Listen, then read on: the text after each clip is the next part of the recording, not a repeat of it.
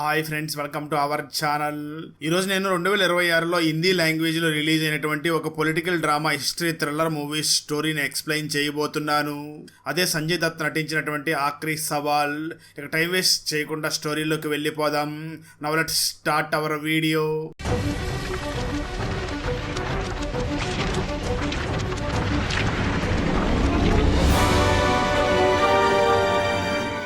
Open చేస్తే movie 2018 కేరళలో start అవుతుంది.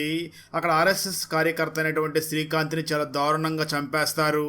కట్ చేస్తే స్టోరీ 2026 ముంబైకి వెళ్తుంది. అక్కడ విక్కీ అనే స్టూడెంట్స్ చాలా కోపంగా ప్రొఫెసర్ నట్కారి దగ్గరకు బయలుదేరి వెళ్తాడు.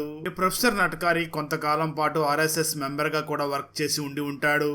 అయితే విక్కీకి ప్రొఫెసర్ నట్కారి మీద ఎందుకు కోపం ఉంది అన్నది మనకు తర్వాత అర్థమవుతుంది. నిజానికి విక్కీ 3 సంవత్సరాల క్రితం నట్కారి దగ్గరికి కలవడానికి వెళ్లి ఉంటాడు. ఎందుకంటే తను ఆర్ఎస్ఎస్ మీద ఒక థీసిస్ రాయడం కోసం తన సహాయం కావాలి అని ప్రొఫెసర్ నట్కారిని కలిసి ఉంటాడు.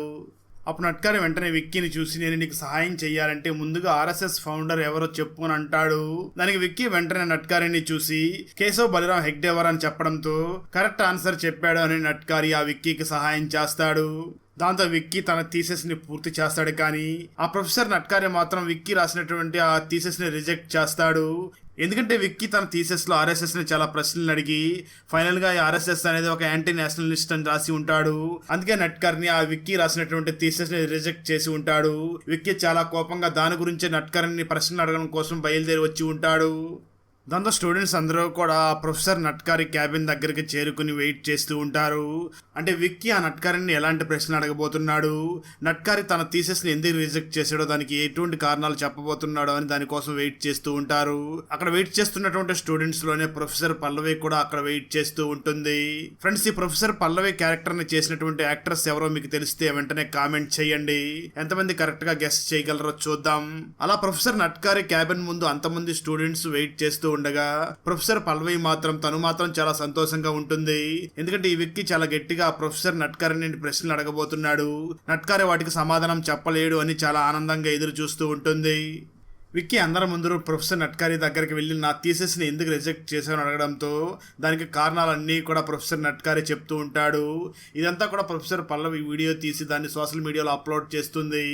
ఆ వీడియో చాలా బాగా వైరల్ అవుతుంది. దాంతో ఈ సమస్య ఒక ప్రొఫెసర్ మరియు స్టూడెంట్ మధ్య కాకుండా ఇది ఒక నేషనల్ సమస్య అవుతుంది. అంటే ఆర్ఎస్ఎస్ మీద చాలా మందికి చాలా ప్రశ్నలు ఉన్నాయి. ఈ విక్కీ అడిగినటువంటి ప్రశ్నలన్నిటికీ కూడా సమాధానం కావాలి అని దేశంలో ఉన్నటువంటి చాలా మంది యువత ఆ ప్రశ్నలకి సమాధానం కోసం వెయిట్ చేస్తూ ఉంటారు. కట్ చేస్తే ఆ తర్వాత ప్రొఫెసర్ పల్లవి విక్కీని తన దగ్గరికి పిలిపించుకుని, నువ్వు వెంటనే ఆ ప్రొఫెసర్ నట్కారి వింగ్ నుంచి నా వింగ్ లోకి వచ్చాయి, నాది లెఫ్ట్ వింగ్ ఎప్పుడు రైట్ గానే ఉంటుంది అని అంటూ ఉంటుంది. అదే సమయంలో విక్కీ గర్ల్ ఫ్రెండ్ అయినటువంటి సారా కూడా విక్కీని చూసి మేడం చెప్పింది కరెక్టే కదా అని అంటూ ఉంటుంది. అయినప్పటికీ విక్కీ మాత్రం తన మాటల్ని అసలు పట్టించుకోకుండా ఉంటాడు. కట్ చేస్తే ఆ తర్వాత రోజు మార్నింగ్ యూనివర్సిటీ వైస్ చైర్మన్ కీని మరియు ప్రొఫెసర్ నట్కారిని తన క్యాబిన్ కి పిలిచి, ఇది మీ సమస్య, మీరిద్దరే దీన్ని పరిష్కరించుకోండి అని అంటాడు. అయినప్పటికీ వాళ్ళిద్దరి మధ్య ఎటువంటి చర్చలు సాగవు. ఆ విక్కీ మాత్రం నా ప్రశ్నలకు సమాధానం కావాలి అని ఎదురు చూస్తూ ఉంటాడు. అయితే అక్కడ విక్కీకి ప్రొఫెసర్ నట్కారి ఎటువంటి సమాధానం చెప్పకపోవడంతో విక్కీ మరియు నట్కారి ఇద్దరు కూడా ఆ రూమ్ లో నుంచి బయటకు వచ్చేయగా అక్కడ ఉన్నటువంటి స్టూడెంట్స్ అందరూ కూడా ఒక్కసారిగా వాళ్ళని చుట్టుముట్టేస్తారు. అంతమంది స్టూడెంట్స్ అక్కడ రావడంతో విక్కీ వెంటనే ఆ ప్రొఫెసర్ నట్కారిని చూసి, నేను కేవలం 5 ప్రశ్నలు మాత్రమే మిమ్మల్ని అడుగుతాను, వాటికి మీరు సరైన సమాధానం చెప్తే నేనే నా థీసిస్ ని సబ్మిట్ చేయను అంటాడు.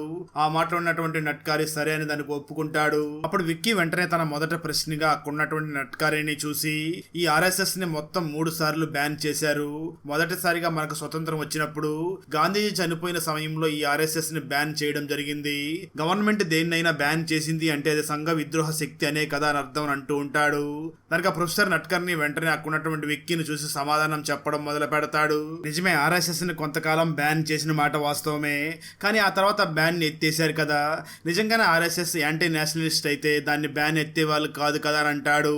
ఇక్కడే స్టోరీ 1948 జనవరి 30వ తారీఖుకి వెళుతుంది. ఆర్ఎస్ఎస్ సెకండ్ చీఫ్ అయినటువంటి గోల్వాల్కర్ కి గాంధీ మరణ వార్త తెలియడంతో వాళ్ళ సంఘంలో 13 రోజుల పాటు సంతాప దినాలని ప్రకటించి ఉంటాడు. నిజానికి ఆ సమయంలో గాంధీని చంపినటువంటి గాడ్సే కొంతకాలం ఆర్ఎస్ఎస్ లో పనిచేసినప్పటికీ ఆ తర్వాత ఆర్ఎస్ఎస్ నుంచి తను బయటికి వెళ్లిపోయి ఉంటాడు. అయితే పోలీసులు మాత్రం ఈ హత్య వెనకాల ఆర్ఎస్ఎస్ చీఫ్ అయినటువంటి గోల్వాల్కర్ హస్తం ఉంది అని నిరూపించడానికి చాలా ప్రయత్నం చేస్తూ ఉంటారు. దాంతో ఆ తర్వాత రోజు గోల్వల్కర్ తనే స్వయంగా వెళ్లి గాడ్సేని కలిసి రావడంతో గాడ్సే కోర్టులో మాట్లాడుతూ నేనే గాంధీని చంపింది, ఇదంతా కూడా అఖండ భారత్ కోసమే నేను గాంధీని చంపడం జరిగింది, ఇదంతా కూడా నా నిర్ణయమే, ఇందులో ఆర్ఎస్ఎస్ కి ఎటువంటి సంబంధం లేదు అని అంటాడు. ఇదంతా విన్న తర్వాత ప్రభుత్వం ఆర్ఎస్ఎస్ మీద విధించి ఉన్నటువంటి ఆ నిషేధాన్ని ఎత్తివేస్తుంది. స్టోరీ ప్రజెంట్ కి వస్తుంది. ఇక్కడ విక్కీకి తన మొదటి ప్రశ్నకి సమాధానం దొరకడంతో తను వెంటనే నట్కర్ని చూసి సెకండ్ ప్రశ్న అడగడం మొదలు పెడతాడు. మన దేశంలో ఎమర్జెన్సీ కాలంలో ప్రతిపక్షంలో ఉన్న వాళ్ళందరినీ కూడా అరెస్ట్ చేశారు, అప్పుడు ఆర్ఎస్ఎస్ వాళ్ళని కూడా అరెస్ట్ చేశారు కదా, అప్పుడు ఆర్ఎస్ఎస్ వాళ్ళు ఇందిరాగాంధీకి మమ్మల్ని రిలీజ్ చేయమని చెప్పి బతిమలాడుతూ లెటర్స్ రాశారు కదా అని అడుగుతూ ఉంటాడు. తన నట్కరి వెంటనే విక్కీని చూసి సింహం కూడా వేటాడే ముందు ఒక 3 అడుగులు వెనక్కే వేస్తుంది, అంత మాత్రాన అది ఓడిపోయినట్లు కాదు, ఆ సమయంలో అందరినీ కూడా అరెస్ట్ చేసి ఉన్నారు, ఆర్ఎస్ఎస్ లో ఉన్నటువంటి మెయిన్ లీడర్స్ నే కాకుండా ఆర్ఎస్ఎస్ మెంబర్స్ ని చాలా మందిని అరెస్ట్ చేశారు, వాళ్ళ ఫ్యామిలీ మెంబర్స్ అందరూ కూడా దీని గురించి చాలా భయపడుతూ ఉన్నారు, అందుకే వాళ్ళ ఫ్యామిలీ మెంబర్స్ భయపడకుండా ఉండడం కోసమే ఆర్ఎస్ఎస్ వాళ్ళు ఇందిరాగాంధీకి లెటర్స్ రాశారు, కానీ ఆ సమయంలో ఆర్ఎస్ఎస్ బాగా బలహీన పడుతుంది అనుకున్నారు, కానీ ఆర్ఎస్ఎస్ ఏం బలహీన పడకుండా ఇంకా బలంగా తయారయ్యింది అని అంటాడు. అప్పుడు విక్కీ వెంటనే నట్కరీని చూసి మీకు ఆర్ఎస్ఎస్ మీద అంత నమ్మకం ఉంటే నా 3వ ప్రశ్నకు సమాధానం చెప్పండి, ఇక్కడ ఖచ్చితంగా మీరు సమాధానం చెప్పలేరు అంటూ ఆ నట్కర్ని చూసి 1992లో బాబ్రీ మసీద్ విషయంలో ఆర్ఎస్ఎస్ చేసింది కరెక్టేనా అంటారా అని అడుగుతూ ఉంటాడు. అయితే ఆ ప్రశ్న పూర్తి అవ్వక ముందే ప్రొఫెసర్ పల్లవి అక్కడికి వచ్చి అక్కడ ఉన్నటువంటి స్టూడెంట్స్ అందరినీ కూడా క్లాస్ కి పంపించేసి విక్కీని మరియు నట్కరీ ఇద్దరిని చూసి మీరు యూనివర్సిటీలో ఎలాంటి పనులు చేయకూడదు అని వాళ్ళని కూడా అక్కడి నుంచి పంపించేస్తుంది. అయితే ఆ తర్వాత పల్లవి వెంటనే తనకు తెలిసినటువంటి తన ఫ్రెండ్ అయినటువంటి కావ్యకి ఫోన్ చేస్తుంది.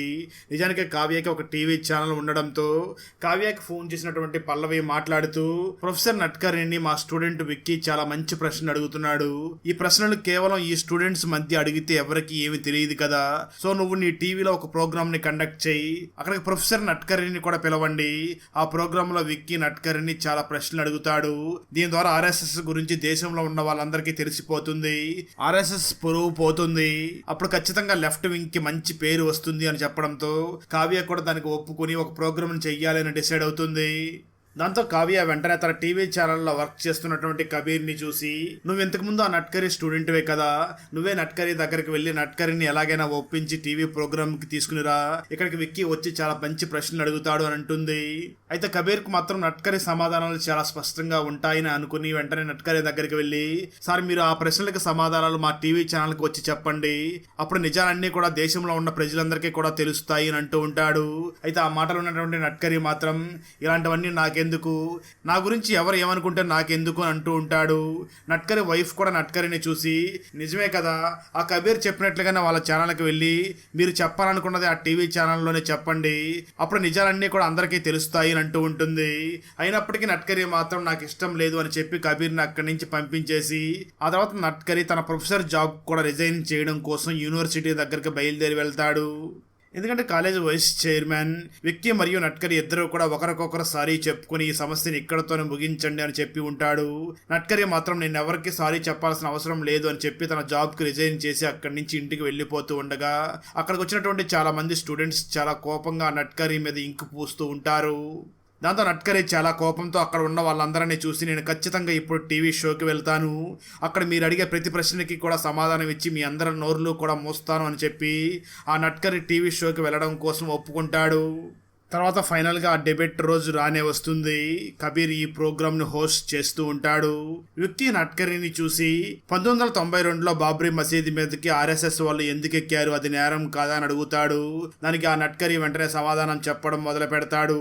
ఆ పని ఆర్ఎస్ఎస్ది కాదు, సహనం నశించినటువంటి ప్రజలందరిది అంటూ ఆ బాబ్రీ మసీద్కి సంబంధించినటువంటి నిర్మాణం ఫొటోస్ని చూపిస్తూ దీని మధ్యలో ఆర్కియాలజిస్టులకి చాలా గుడికి సంబంధించినటువంటి ఆనవాళ్లు దొరికాయి, ఇక్కడ ఎప్పటి నుంచో హిందువులు పూజలు చేసుకుంటూ ఉండగా దాన్ని వాళ్ళు ఆక్రమించుకొని అక్కడికి వెళ్లకుండా వాళ్ళని ఆపే ప్రయత్నం చేశారు, వాళ్ళు ఎంతో కాలం సహించి వాళ్ళ ఓపిక నశించి చివరికి ఆ పని చేయాల్సి వచ్చి ఆ బాబ్రీ మసీద్ని కూల్చేశారు.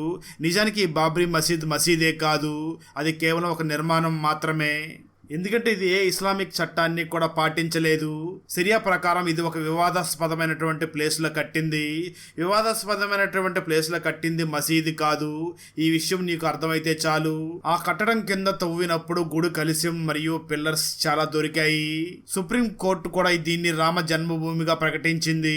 సంఘ్ పోరాటం ఈ రామ జన్మభూమి కోసమే. ఇలాంటివి ఇంకా 2 ఉన్నాయి. అవి శాంతిగా ఇస్తే సరే, లేదంటే సహనం నశిస్తుంది. ఇండియాలో హిందూ మరియు ముస్లింస్ మధ్య గొడవల్ని నీలాంటి లెఫ్ట్ వింగ్ వాళ్ళు మాత్రమే సృష్టిస్తారు అని ఆ నట్కరీ అంటాడు. అయితే ఆ నట్కరీ సమాధానం విన్న తర్వాత అప్పటి వరకు అందరూ కూడా ఆ విక్కీకి సపోర్ట్ చేస్తూ అక్కడికి ఆడియన్స్ వచ్చి ఉంటారు. కానీ వాళ్ళందరూ కూడా ఆలోచించడం మొదలుపెట్టి ఆ ఆడియన్స్ 2 భాగాలుగా విడిపోవడం జరుగుతుంది. అంటే కొంతమంది విక్కీకి ఇంకా సపోర్ట్ చేస్తూ ఉండగా మరికొంతమంది మాత్రం ఆ నట్కరీ చెప్పింది నిజమే కదా అంటూ నట్కరీకి సపోర్ట్ చేయడం మొదలు పెడతారు.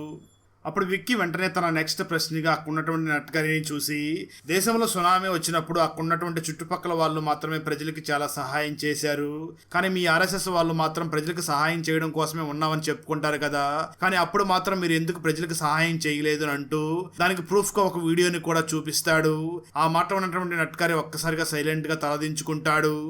సరిగ్గా అదే సమయంలో కావ్యకి ప్రశాంత్ అనే ఒక అబ్బాయి ఫోన్ చేసి నేను నట్కరీతో మాట్లాడాలి అని చెప్పడంతో కబీర్ ప్రశాంత్ ఫోన్ చేస్తూ ఉండగా ఆ ఫోన్ కాల్ ని స్పీకర్ ఆన్ చేస్తాడు. అప్పుడు ఆ ప్రశాంత్ మాట్లాడుతూ, నేను సునామీలో చనిపోయేవాడిని, నన్ను ఈ నట్కరీ సార్ గారే కాపాడారు. అయితే ఆ ప్రాసెస్ లో తన కూతురు చనిపోయింది. తన కూతురు చనిపోయినప్పటికీ నట్కరీ మాత్రం ఎవరికి సహాయం చేయడం ఆపలేదు, అందరికీ సహాయం చేస్తూనే ఉన్నాడు అని చెప్తూ ఉంటాడు. ఈ మాటలు విన్నటువంటి అక్కడ ఉన్న ఆడియన్స్ అందరూ కూడా ఒక్కసారిగా షాక్ అవుతూ ఉంటారు. అప్పుడు నట్కరీ మాట్లాడుతూ, ఈ ప్రశాంత్ నిజానికి నా కొడుకు లాంటివాడు. ప్రశాంత్ నువ్వు ఇంకా ఉన్నతమైన శిఖరాలకి ఎదగాలి, అదే నా కోరిక. నీ జీవితాన్ని నేను కాపాడాను కదా, జీవితంలో ఉన్నతమైన స్థానానికి వెళ్ళు అని చెప్తూ ఉంటాడు. ఆ వెంటనే నట్కరీ అక్కడున్నటువంటి విక్కీని చూసి, నువ్వు చెప్పినట్లుగానే సునామీ వచ్చిన సమయంలో ఆర్ఎస్ఎస్ వాళ్ళు కూడా సహాయం చేశారు, కానీ మేము సహాయం చేస్తూ ఉండగా ఎవరో కూడా మమ్మల్ని వీడియో రికార్డ్ చేయలేదు, మా గురించి బయట ప్రపంచానికి తెలియచేయాలని ప్రయత్నం కూడా చేయలేదు. అయినప్పటికీ మేము ఎప్పుడూ కూడా మా సహాయాన్ని ఆపం, ఎందుకంటే పైనున్నటువంటి దేవుడు మమ్మల్ని చూస్తూనే ఉంటాడు కదా, మేము మాత్రం ఆపదలో ఉన్న వాళ్ళకి సహాయం చేస్తూనే ఉంటాం. దీనికి సంబంధించినటువంటి ప్రూఫ్స్ లేకపోవచ్చు, కానీ దీనికి సంబంధించినటువంటి లెక్కలు మాత్రం మా దగ్గర ఉన్నాయి. అంతెందుకు, నువ్వు ఇప్పుడు చూపించినటువంటి వీడియోని ఒకసారి కొంచెం ఫార్వర్డ్ చెయ్యని చెప్పడంతో విక్కీ ఆ వీడియోని ఫార్వర్డ్ చేస్తాడు. ఆ వీడియోలో కొంతమంది ఆర్ఎస్ఎస్ వాళ్ళు కూడా అక్కడ సహాయం చేస్తూ ఉండి ఉంటారు. దాన్ని చూపించినటువంటి నట్కరీ వెంటనే విక్కీని చూసి, చూసేవా నువ్వు చూపించినటువంటి వీడియోలోనే ఆర్ఎస్ఎస్ వాళ్ళు 2 వ్యక్తులు అక్కడ సహాయం చేస్తున్నారు, బహుశా ఇది ఒక్కటేనేమో మేము సహాయం చేసామని చెప్పడం కోసం మిగిలి ఉన్నటువంటి సాక్ష్యం, ఎప్పటికైనా నమ్ముతావా ఆర్ఎస్ఎస్ అనేది ఏ విధంగా సహాయం చేస్తుందో అని అంటాడు.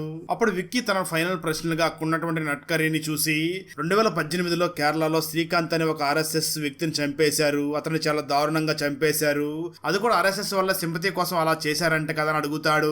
ఆ మాటలు ఉన్నటువంటి నట్కరీ విక్కీ ఎందుకు ఆర్ఎస్ఎస్ మీద ఈ విధంగా నిందలు వేస్తున్నాడు అని షాక్ అవుతూ ఉంటాడు.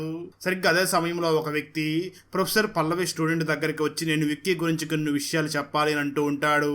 దాంతో పల్లవి స్టూడెంట్ వెంటనే ఆ వ్యక్తిని పల్లవి దగ్గరికి తీసుకుని వెళుతూ ఉంటుంది. మరోపక్క నట్కరీ విక్కీకి ఒక వీడియోని చూపిస్తాడు. ఆ వీడియోలో ఆర్ఎస్ఎస్ కార్యకర్త చనిపోయాడు కదా శ్రీకాంత్, తన మర్డర్కు సంబంధించినటువంటి వీడియోని విక్కీకి చూపించగా అందులో కొంతమంది ఆ శ్రీకాంత్ని చంపేసి అల్లాహో అక్బర్ అంటూ ఉంటారు. దాన్ని చూపించినటువంటి ఆ నట్కరీ విక్కీని చూసి, చూసావా వాళ్ళు ఏం మాట్లాడుతున్నారో, వాళ్ళు ఏ కమ్యూనిటీ వాళ్ళు చూసావా, నిజానికి నువ్వు అనుకున్నట్టుగా వాళ్ళు ఆ కమ్యూనిటీకి సంబంధించిన వాళ్ళు కూడా కాదు, వాళ్ళు అక్కడ హిందూ ముస్లిమ్స్ మధ్య గొడవను రెచ్చగొట్టడం కోసం ఈ విధంగా చేశారు అంటూ ఉంటాడు. నిజం చెప్పాలి అంటే దేశంలో ఇలాంటి సంఘటనలు చాలా జరిగాయి. ఇవన్నీ కూడా ఆర్ఎస్ఎస్ పేరు ప్రతిష్టలు తగ్గించడం కోసం ఇలా చేశారు. అంటే ఆర్ఎస్ఎస్ ఎప్పుడూ కూడా గొడవలు చేస్తూ ఉంటుంది అని ఒక తప్పుడు సంకేతాన్ని ప్రజల్లోకి తీసుకుని వెళ్లడం కోసం ఈ విధంగా ప్లాన్ ప్రకారం చేశారు. అయినా వారు అనుకున్నట్లుగా ఇండియా ప్రతి చిన్నదానికి విడిపోదు, ఇలాంటి కష్ట సమయంలోనే ఇంకా బలంగా ఒకటిగా ఉంటుంది అని చెప్తూ ఉంటాడు. ఆ మాటలు విన్నటువంటి విక్కీకి తన ప్రశ్నలన్నింటికి కూడా సమాధానం దొరుకుతుంది. మరోపక్క ఇదంతా చూస్తున్నటువంటి ప్రొఫెసర్ పల్లవి మాత్రం కోపంతో రగిలిపోతూ ఉంటుంది. దాంతో ప్రొఫెసర్ పల్లవి సైలెంట్ గా అక్కడి నుంచి వెళ్లిపోతుంది. కొంతసేపటి తర్వాత ప్రొఫెసర్ పల్లవి దగ్గరికి తన స్టూడెంట్ ఒక వ్యక్తిని తీసుకుని రాగా ఆ వ్యక్తి ప్రొఫెసర్ పల్లవిని చూసి, మీరు ఇప్పుడు ఇక్కడ చూస్తున్నటువంటి విక్కీ నిజానికి విక్కీ కాదు, తను 8 సంవత్సరాల క్రితం కేరళలో ఆర్ఎస్ఎస్ కార్యకర్త శ్రీకాంత్ ఒక వ్యక్తి చనిపోయాడు కదా, ఆ శ్రీకాంత్ కొడుకే ఇతను అని చెప్పడంతో దాంతో ప్రొఫెసర్ పల్లవి కావాలని ఈ వ్యక్తి మనతో మైండ్ గేమ్ ఆడాడు అని అర్థం చేసుకుంటుంది. నిజానికి ఈ విక్కీ మొదటిసారి ఆ నట్కరి దగ్గరికి వెళ్ళిన సమయంలోని ఈ ప్రశ్నలన్నీ కూడా అడిగి ఉంటాడు. ఎందుకంటే విక్కీ తన ఫాదర్ మరణం గురించి బయట రకరకాలుగా అనుకుంటున్నారు. దానికి సంబంధించిన నిజాలన్నీ కూడా బయటికి తెలియాలి. అదేవిధంగా ఆర్ఎస్ఎస్ గురించి బయట ప్రపంచంలో ఉన్న జనాభా అందరూ కూడా రకరకాలుగా అనుకుంటున్నారు కదా, వాటన్నిటికీ సమాధానం ఇవ్వాలి అని దానికి ఒక మంచి స్టేజ్ ని ఏర్పాటు చేసుకుని ఆ స్టేజ్ లోకి వెళ్లి ఆ టీవీలో ఈ ప్రశ్నలన్నీ కూడా అడిగి ఉంటాడు. ఆ విక్కీ ఉద్దేశాన్ని అర్థం చేసుకున్నటువంటి నట్కరి కూడా దానికి ఒప్పుకుని ఉండి ఉంటాడు. కట్ చేస్తే కొన్ని రోజుల తర్వాత విక్కీ తన సొంత గ్రామంలో చిన్న పిల్లలకి లెసన్స్ చెప్తూ ఉండగా తన గర్ల్ ఫ్రెండ్ అయినటువంటి సారా ఆ వీడియోని తీసి ప్రొఫెసర్ నట్కరికి పంపిస్తుంది. ఆ వీడియోను చూసినటువంటి నట్కరి, ఈ విక్కీ మాకు వ్యతిరేకం కాదు, తను కేవలం తన ఫాదర్ మరణం వెనక దాగి ఉన్న రహస్యాన్ని ప్రజలందరికీ కూడా తెలియజేయాలనుకున్నాడు అని అనుకుంటూ ఉంటాడు. మరోపక్క సారా ఆ విక్కీని చూసి ఈ మిషన్ అయింది కదా, నెక్స్ట్ మిషన్ ఏమిటి అని అడుగుతుంది. దానికి ఆ విక్కీ సమాధానం చెప్తూ అష్టలక్ష్మి అంటే 7 సిస్టర్స్ ప్రాజెక్ట్ అని అంటాడు. ఆ మాటలు విన్నటువంటి సారా నవ్వుతూ ఉంటుంది. అంటే ఇక్కడ విక్కీ చెప్పినటువంటి ఆ ప్రాజెక్ట్ ఏమిటి అనేది మనకు సెకండ్ పార్ట్ వస్తేనే తెలుస్తుందేమో, చూడాలి. మూవీ షూటింగ్ లో డమ్మీ గన్నుతో షూట్ చేస్తే హీరో ఎలా చనిపోయాడు, అసలు మూవీ షూటింగ్ లో డమ్మీ గన్ను ప్లేస్ లో ఒరిజినల్ గన్నుని పెట్టింది ఎవరు, అసలు ఎందుకోసం ఆ హీరోని చంపారు, చనిపోయిన ఆ హీరో దగ్గరికి వచ్చినటువంటి ఒక ప్రొడ్యూసర్ ఎందుకు తనతో 5 సినిమాలు వరుసగా చేస్తానని చెప్పాడు, కానీ ఆ 5 సినిమాలు చేయడానికి ఆ హీరో పెట్టిన కండిషన్ ఏమిటి, చివరికి పోలీస్ ఆఫీసర్ కార్తీక్ ఆ సినిమా హీరోని చంపిన హంతకుడిని పట్టుకున్నాడా లేదా అన్నదే 2022లో బెంగాలీ లాంగ్వేజ్లో రిలీజ్ అయినటువంటి ఫ్లోర్ నెంబర్ 7 మూవీ స్టోరీ. ఈ బెంగాలీ ఫుల్ మూవీ స్టోరీని తెలుగులో వినాలి అనుకుంటే ఈ వీడియో డిస్క్రిప్షన్లో ఉన్న లింక్ని క్లిక్ చేసి చూడండి.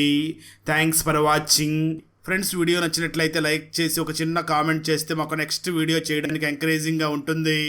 అలాగే ఛానల్ని సబ్స్క్రైబ్ చేసి పక్కనే ఉన్న బెల్ ఐకాన్ని క్లిక్ చేసి సపోర్ట్ చేయండి. Thanks for watching. జై హింద్.